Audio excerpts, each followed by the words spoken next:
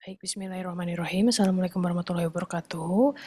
Adik-adik, kali ini kita akan introduction sedikit mengenai histologi dari respiratory system, khususnya pada yang bagian dari upper tract ya, karena nanti akan ada lagi sesi yang dari lower tract.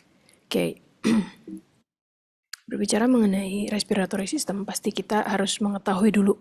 Ya, kalau kita berbicara sistem pernafasan, jangan langsung identik dengan paru-paru. Tapi kita juga harus tahu bahwa ada struktur-struktur lain di sistem pernafasan yang sekiranya juga penting ya, seperti contoh pada hidung, kemudian juga ada yang namanya laring ya, dan sisanya di atasnya di bawahnya itu bisa ada trakea dan yang lain-lain, ya itu seperti pipa-pipa aja sih sebenarnya untuk menyalurkan ya. Jadi kalau kita berbicara dari dua portion dari sistem pernafasan itu, kita akan membahas yang conducting atau menghantarkan, dan juga ada yang bagian respiratory atau untuk fungsi pernafasan. Nanti di situ yang paling kecil, struktur kecilnya adalah alveolus ya. Jadi intinya sebenarnya respiratory system ini berfungsi ya untuk memasukkan dan juga mengeluarkan udara ya, yang nanti juga akan ada pertukaran udara atau pertukaran gas ya di bagian alveolus. Selain itu juga ada beberapa fungsi juga dari sistem pernafasan ya. Yang pertama, selain untuk menghangatkan dan juga melembabkan udara, juga ada bagian resonansi. Sehingga itulah kenapa pada beberapa orang suara akan berbeda gitu. Pada hampir setiap orang ya pasti. Kita juga tanpa melihat wajah, mungkin ketika seseorang berbicara kita tahu, oh ini siapa, oh ini siapa.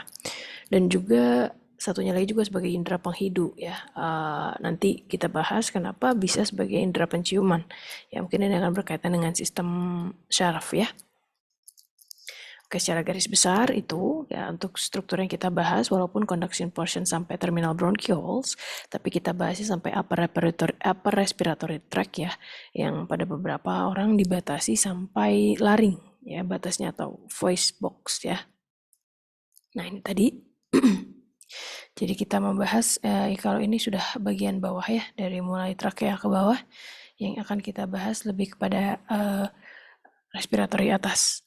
Oke, kalau berbicara dinding dari saluran pernafasan, yang pertama kita semua tuh pasti ya secara histologi ada yang namanya mukosa, ada yang namanya submukosa, dan juga ada tunica adventitia. Mukosa pada dasarnya adalah ya epitelium ya yang mengarah ke dalam lumen. Kemudian juga ada namanya lamina propria atau lapisan yang lebih dalam daripada situ, dan juga nah ini dari sistem pernafasan ada otot polos ya.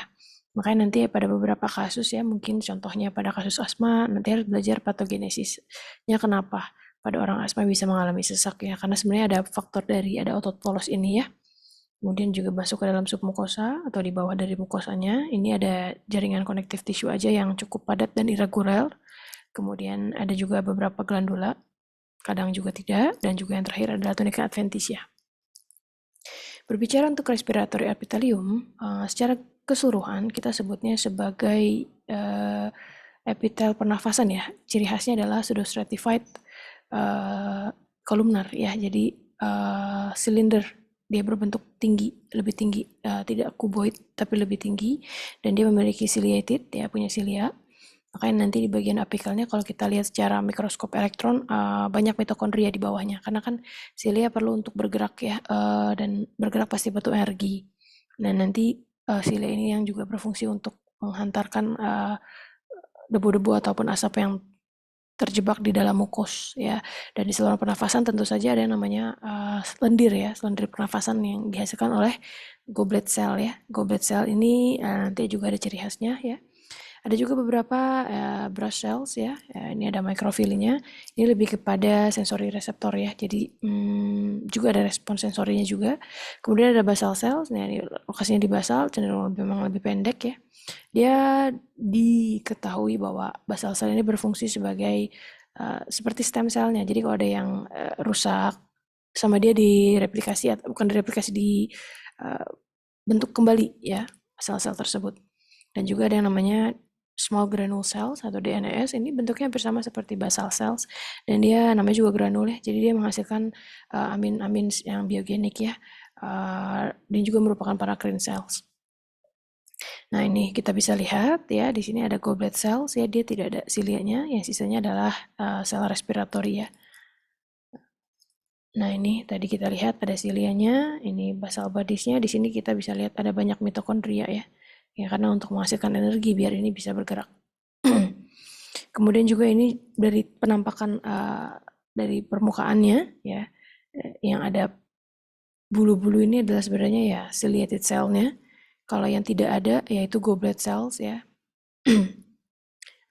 Ada juga yang brass cells yang ini, yang kecil-kecil seperti silianya yang rusak ini seperti goblet cells. Maaf, seperti ciliated cells, tapi sebenarnya dia brass cells ya. Memang pendek seperti sikat. Ya, ini tadi DNDS ya, jadi dia menghasilkan secretory granules. Oke, ini secara anatomical kan kita barengan ya dengan lab anatomi, jadi pasti akan dibahas bahwa dasarnya sebenarnya ada apa aja sih pada kafumnasi ya, dari yang paling atas dulu kafumnasi. Tentu ada bagian vestibules ya, nanti dijelaskan dari bagian anatomi. Nah, secara keseluruhan seluruh epitel yang berada di sini ya, kecuali yang di bagian faring, terutama yang dekat laring, dia hampir seperti epitel squamous, bukan hampir seperti, memang dia epitel squamous karena kan pokoknya logikanya segala sesuatu yang banyak kena trauma mekanis ya, entah karena kan banyak bolus makanan nanti masuk, ya pasti harus ada protektor ya. Squamous cell berlapis itu ya pasti sebagai protektor ya. Tapi kalau yang di lainnya ini epitel tadi respiratorium. Ya, jadi ada pseudostratified columnar bersilia, kemudian juga ada goblet cells ya. Nah, ada konka-konka. Nah, sebenarnya kenapa sih seperti ini strukturnya ya? Secara fisiologinya kan biar ada konka itu masuk, ada udara yang masuk sehingga dia mengalami turbulensi. Sehingga nanti dia berputar, tidak langsung masuk ke bawah. Jadi diharapkan dia dapat berfungsi sebagai penghangat. Itulah kenapa juga di sini banyak sekali plexus-plexus ya, atau vena-vena yang di sekitar sini yang arahnya berlawanan dengan kontraflow dengan aliran udara ya, sehingga memperpanjang waktu sentuhan permukaan. Sehingga ya tujuannya biar apa? Biar udara yang masuk dari luar misal dingin, masuk ke dalam paru-paru sudah fisiologi. Dan konka ini ya sebenarnya karena tonjolan tulang aja, di lapisannya ada epitelnya juga. Nanti biasanya di sini juga ada muara dari beberapa sinus ya. Dan yang di bagian dia ada superior, media, inferior ya. Yang di bagian superior sini khusus untuk bagian penghidu ya. Jadi kenapa kalau misalnya ada orang pilek atau mampet ya di sini mengalami peradangan selain terjebak, terus juga di sini indera penghidunya terganggu ya. Makanya kalau orang pilek tidak bisa mencium dengan baik. Ya, seperti itu. Jadi khusus bagian sepertiga atas ini adalah khusus menghidup ya atau mencium. Sedangkan yang bawah ini biasanya untuk sebagai conducting, warming, resonance dan yang lain-lain ya. Mungkin itu dulu anatominya, nanti silakan dalam ya.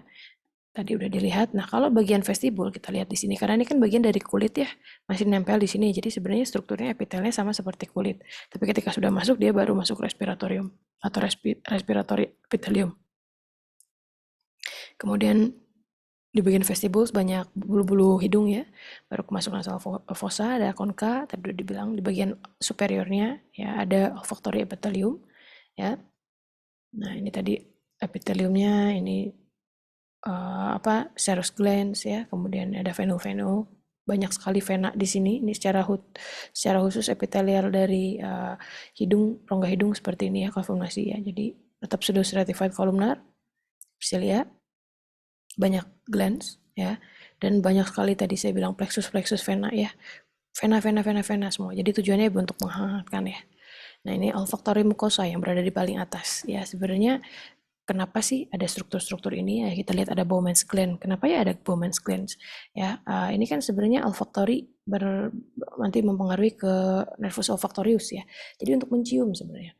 Nah, Bowman's gland ini dia akan menghasilkan suatu sekret yang seperti washing. Jadi agar kita bisa menghidu atau mencium satu bau ke yang bau lainnya tanpa harus ngerasa overwhelm atau keblinger lah, ibaratnya kita mencium ada bau busuk terus kemudian kita cium bau enak gitu. Jadi kita bisa tahu perbedaannya karena setiap kita menghidu dia di wash ya, ada dari Bowman's gland ini. Ini olfactory cells-nya ya, dia langsung nanti masuk afferent ya, akson, akhirnya silakan dipelajari jarasnya ya. Ada juga supporting cells ya. Tapi yang penting untuk penghidunya ini olfactory cells. Ada juga basal cells. Ya. Baru kita kemudian masuk ke sinus ya. Sinus secara anatomikalnya akan dibahas nanti ya lebih dalam lagi. Yang jelas ada frontal sinus ya di bagian sini. Kemudian ada juga ethmoidal ya di belakang, sphenoidal ya serta maxillary ya yang di bagian sini. Ini maxillary ya. Ini tadi kelihatannya lipatan-lipatan konkanya ya. Nah, di sini tuh udara bisa masuk dan berturbulensi. Ketika ada pembengkakan bagian kongka, misalnya mukosanya membengkak ya karena ada inflamasi, penumpukan cairan dan yang lain-lain, ya otomatis hidungnya mampet dan goblet cells juga akan oversekresi sehingga keluar lendir ya. Nah, pertanyaannya bagaimana dengan epitelial dari sinus? Nah, sebenarnya sama saja ya. Epitelial dari sinus hampir sama seperti epitelial yang pada nasal cavity ya. Jadi dia sebenarnya juga sama respiratory epithelium, cuman biasanya lebih tipis, lebih pendek, dan goblet cell-nya tidak sebanyak di kavum-nasi. Jadi memang tetap bisa menghasilkan goblet cells. Itulah kenapa nanti kalau pada sinusitis juga terkadang suka ada penumpukan dari lendir ya di dalam sinusnya, atau kadang cairan juga bisa.